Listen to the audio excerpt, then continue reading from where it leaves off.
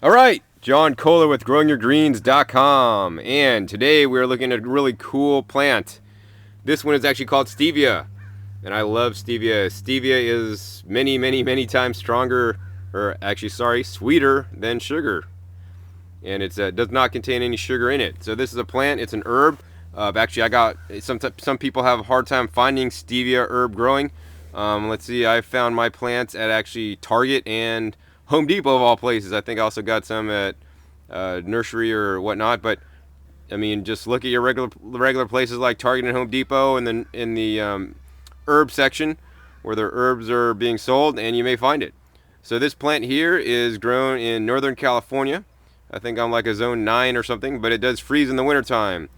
So what happens is it dies back down to the base, and basically I clip it down every year, so you can kind of see basically where I have clipped it down last year, and then basically every year the root stays alive under the ground, and it basically sprouts up new growth every year, and it's really quite delicious. So what I do is I let it grow all summer long, and let's see, into the fall, and it still is growing pretty good in the fall. Then pretty much it'll go to flower. And right when it goes to flower, before the first frost, I basically cut it down. So I cut it down at the base, and then I'll basically dehydrate the leaves at a low temperature, and then I'll have, dried stevia leaves I could use year round. That's pretty much how I do it. Sometimes I miss the point where it frosts before I could actually cut them down, so then the leaves turn black, and then they're basically no longer usable. But in those cases, I actually ended up with a lot of seeds, so stevia seeds, which I've heard have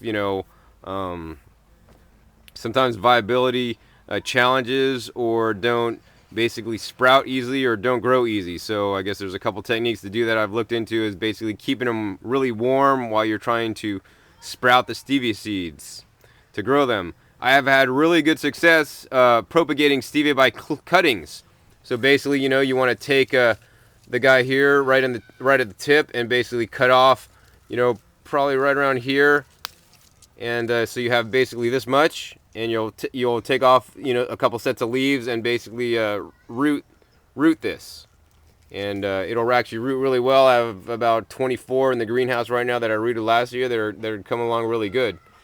So probably I would recommend propagating stevia by basically cuttings and rooting them instead of seeds. Although seeds are easier to transport and order online, cuttings can be, difficult, or more expensive to buy starter plants at that point, because they probably just won't send you cutting because it's not going to make it. So stevia, one of my favorite non-sugar sweeteners to use, and it's great to make, teas out of the fresh leaves, adding it to, recipes to make things sweeter. Now I have noticed that I have at least 2 different varieties of stevia here. There's, one plant here, and, I have another plant over here, right there, and I have another one there, one there, and one here. And if you look at them really closely, they look a little bit different. Like this guy here has more long, slender leaves, and this guy here, the leaves aren't quite as long. And I bought these at different stores at different times, so I think they might be different, a little bit different varieties. And the other thing is that, they taste a little bit different from each other.